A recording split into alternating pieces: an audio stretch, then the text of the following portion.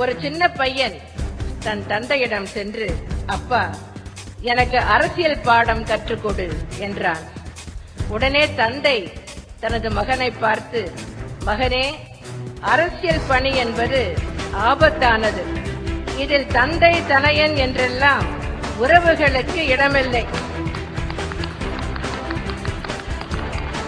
வலிமை உள்ளவரே வெல்ல முடியும்.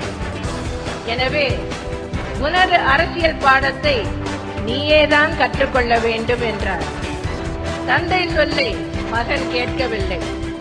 அரசியல் பாடம் கற்பதில் பிடிவாதமாக இருந்தார். மகன், தந்தையே, உங்களை பார்த்தே நான் அரசியலில் நிறைய கற்றுக்கொண்டுள்ளேன். இருந்தாலும் எனக்கு நீங்கள் பாடம் கற்றுக் கொடுக்க வேண்டும் என்றார். வேறு வழியின்றி தந்தையும் மகனுக்கு அரசியல் பாடம் கற்றுக் கொடுக்க சம்மதித்தார். மகனை அழைத்து ஓடிப்போய் ஒரு ஏணி எடுத்துக்கொண்டு வா என்றார்.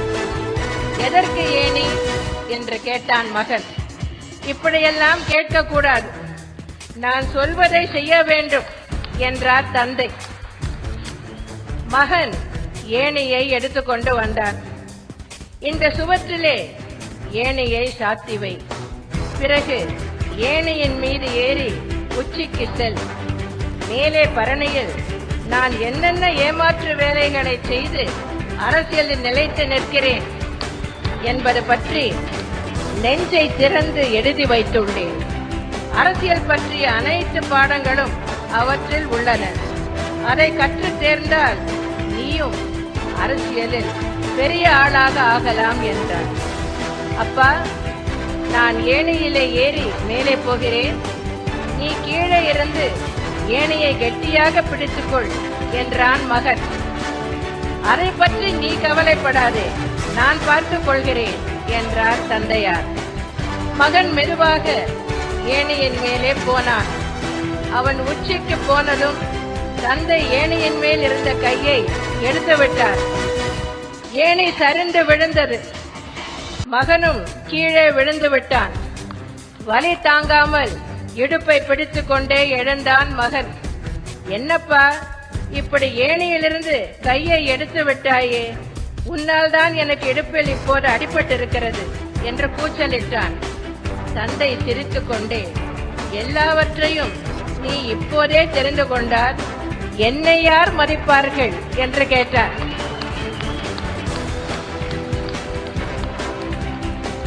இதுதான் அரசியலில் முதல் பாடம் என்று தெரிந்து கொண்ட மகன், அப்பனாக இருந்தாலும் நம்பக்கூடாது, நம்மை நாமேதான் வளர்த்துக் கொள்ள வேண்டும் என்று முடிவெடுத்தான்.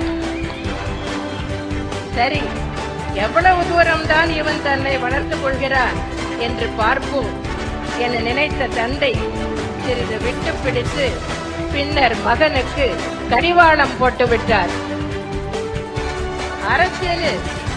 அரசியல் எவ்வளவு ஆபத்தானது என்பதற்காகத்தான் நான் இந்த கதையை இங்கு கூறினேனே தவிர, நீங்கள் யாரையாவது கற்பனை செய்து கொண்டால் அதற்கு நான் பொறுப்பல்ல.